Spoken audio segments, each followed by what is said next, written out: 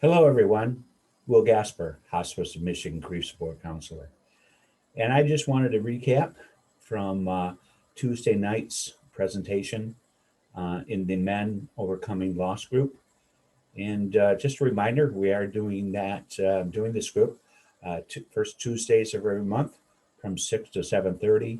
And again, that's more of a time of sharing and engaged conversation with the whole group, uh, counselors included, and volunteers as well. So, and then third Tuesday of every month, which is going to be this month on the 16th, and that goes from 6 till 7. And that's more of an educational type of format, and the topic usually changes every month as we often process um, new thoughts that may have come up from the previous session.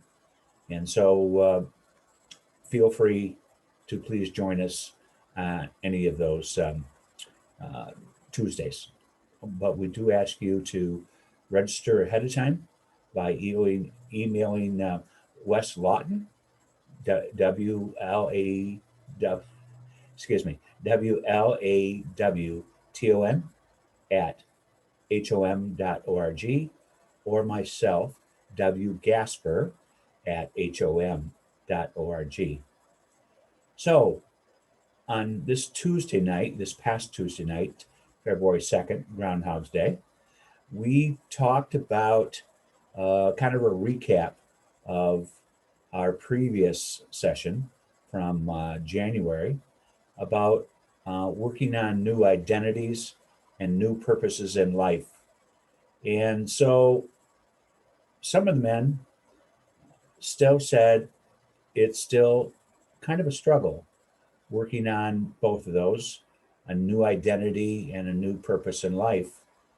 And one man came up with the response that his purpose in life now is to support the rest of the family. As the father of children and grandchildren, he figured that with his wife gone, their mother slash grandmother, that he needed to pick up the slack. And he's very happy to do that, even though while he's going through his own grief journey by himself, with the support, of course, of Hospice of Michigan counselors, as well as trusted friends.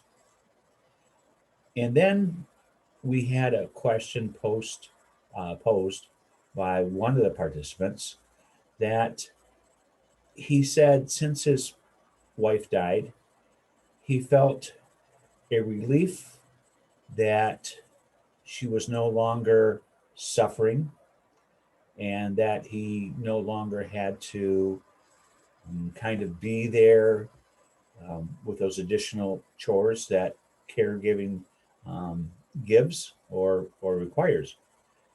And then the rest of that is he felt guilty for feeling relieved, not relieved so much about that his wife no longer had to suffer, but he felt guilt about the relief it was not to be burdened down and having that rigid schedule that often comes with caregiving as well.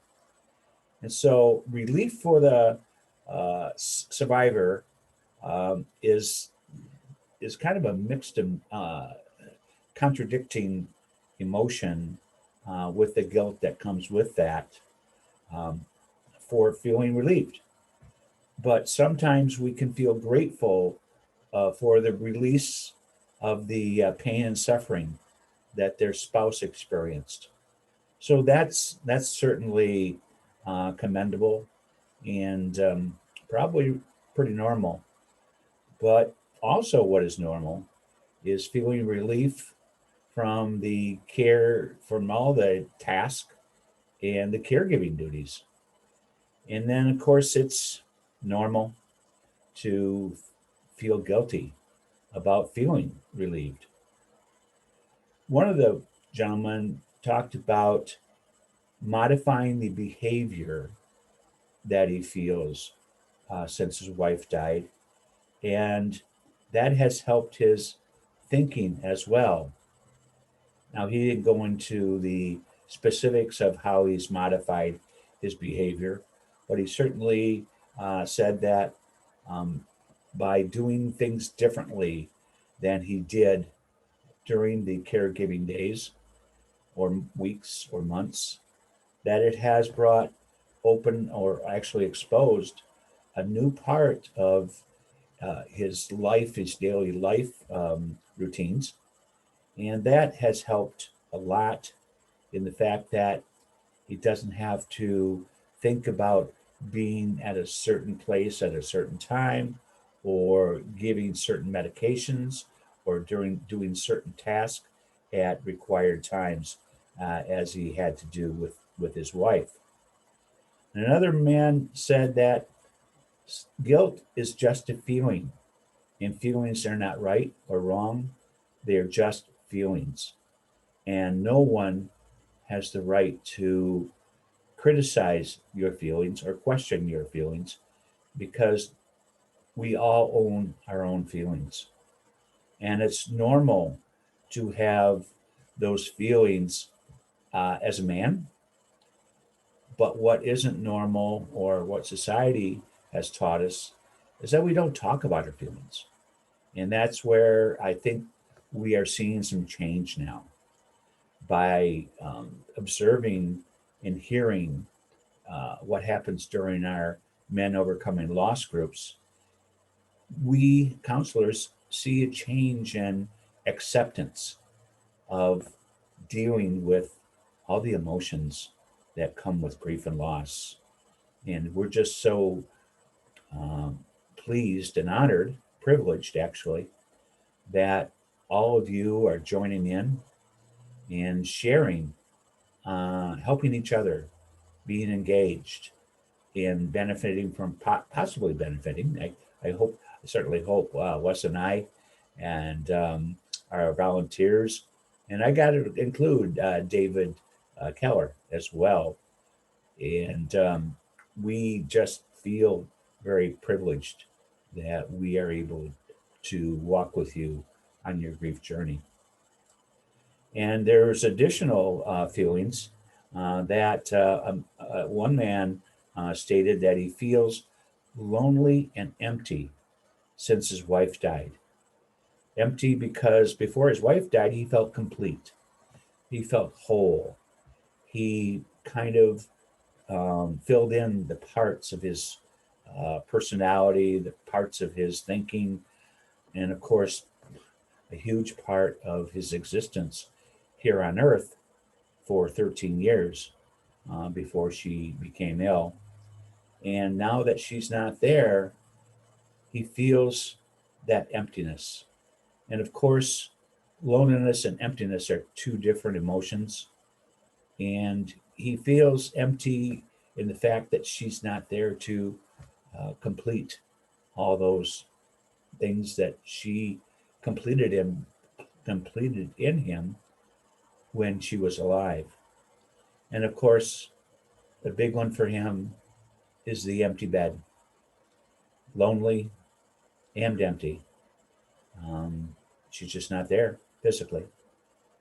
And then we talked about subject came around to physically gone, but not spiritually gone. And I don't mean that she's spiritually in the way of religion, that's spirituality. No, we talk about memories being spiritual. We talk about feelings of walking into a room and perhaps um, feeling her presence. That's kind of spiritual existence. Remember that no one can ever take away these wonderful, cherished moments that you had with your spouse. And you'll always have those memories to carry you forward. Once, and especially once the memories of the last days, the last weeks, the last months of your spouse's existence here on Earth. And another man went on to tell us that he has realized that there are secondary losses that he has experienced since his wife passed away. And it just now came to him within the last week or two about the loss of a future together. He was mourning his wife's physical death, but he wasn't realizing that he wasn't recognizing the future plans that they had together were totally gone. And of course, there are secondary losses, um, many secondary losses that may come up as you carry on in this grief journey of your own personal grief journey. And those could be celebrations of anniversaries, birthdays, and of course, holidays, big ones. And with Valentine's Day coming up, that's going to be a huge one, I do believe, for most all of us who might be mourning our spouse, our loved one, a significant other. And so we need to acknowledge and to have that control or that power once those secondary losses are identified and acknowledged so that we can begin to work on those and how to get comfortable dealing with those secondary losses. And then we had another man stated that he feels that he is no longer the most important person in anyone's life. And of course, there are moments such as um, his birthday, when children and grandchildren send him cards, call him, and he's the most important person in their lives for those moments, those hours, perhaps that they're together or they're in conversation, whatever that is. But because his wife is no longer with him, he just feels that it was a huge loss for him. That was his secondary loss. He named it that he was no longer the most important person in her life anymore. Not in a physical sense, but certainly in a spiritual sense that we believe, if among us that have a belief in the afterlife, in a heaven, in a higher power, in a purpose of this life preparing us for the next life. So that was a good acknowledgement on his part. And certainly it was a reminder to all of us that the main loss isn't going to be the only loss. There are going to be secondary losses along the way. And then some men have even experienced loneliness. They went back to that feeling, that emotion. And they talked about how they could be in a crowd of people, whether it was at their church or in some other social gathering where there may be 10 or 15 other people.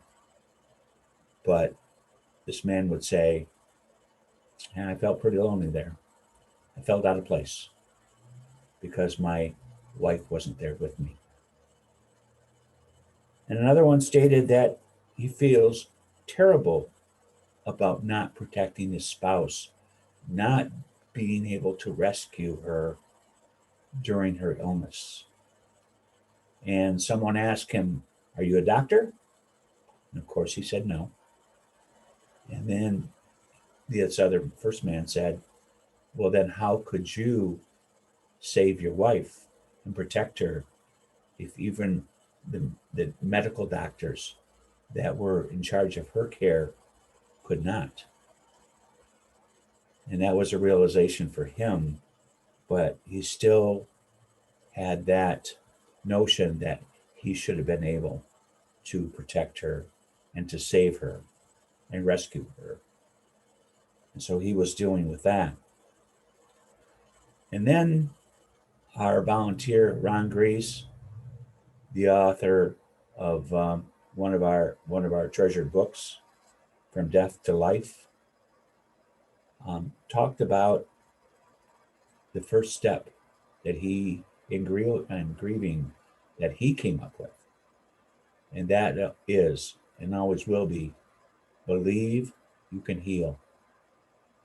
And as we start our grief journey and doing the grief work, that is one of the most important things that we need to do and tell ourselves, that we can heal, believing we can heal.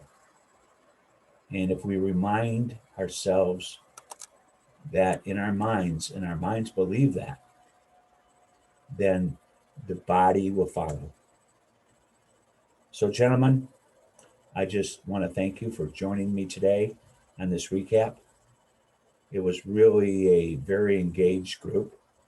And so we're looking forward to seeing you again on February 16th at 6 p.m. And again, if you're new to this presentation and would like to join us, please email wlawton at hom.org, or myself, Will Gasper, wgasper at hom.org, or even David Keller, D. Keller, Keller, at hom.org. And we'll get you registered and send you a email, as long as we have your email, with the Zoom information and the login stuff. Okay.